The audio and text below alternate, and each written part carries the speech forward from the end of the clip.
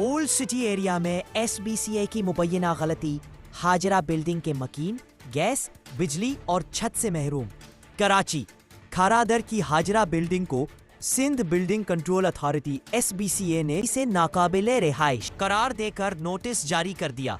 नतीजतन gas metre हटा दिए गए और बिजली की फराहमी मुअत्तल कर दी गई। मकीन न सिर्फ गैस और बिजली से महरूम है बल्कि अब इनके पास सर छुपाने की छत भी नहीं और वो खुले आसमान तले जिंदगी गुजारने पर मजबूर है। रिहायशियों का कहना है कि असल नोटिस बराबर की खाली बिल्डिंग के लिए था, लेकिन खमियाजा हाजरा बिल्डिंग के कई खानदान भुगत रहे हैं। मुतासिरीन ने आला हुक्काम से फौरी नोटिस लेने, सहूलियात की बहाली और इंसाफ का मुतालबा किया है। मजीद जानते हैं इस वीडियो में। अस्सलाम वालेकुम। मैं इस वक्त मौजूद हूँ बाटवा हॉस्पिटल के बिल्कुल बैक साइड पर। यहाँ पे एक बिल्डिंग है हाजरा मंजिल के नाम पर।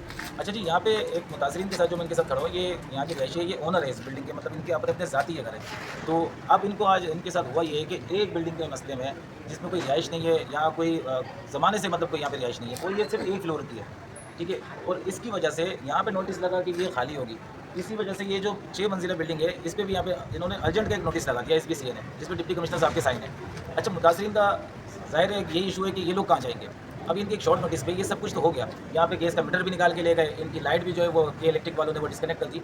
लेकिन ये फैमिली के साथ इनकी लेडीज़ और बच्चे, ये सब ये कहाँ जाएंगे? ये किसके मतलब किसके कहाँ पर ये कौन सा अपना इंसाफ मांगे?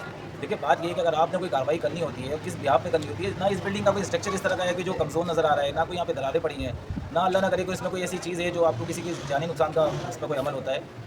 बिल्डिंग बिल्कुल सही सलामत हालत में है। रहने वाले रिहायशी वो इस बात के गवाह है, मेरे साथ सब मौजूद हैं यहाँ पर।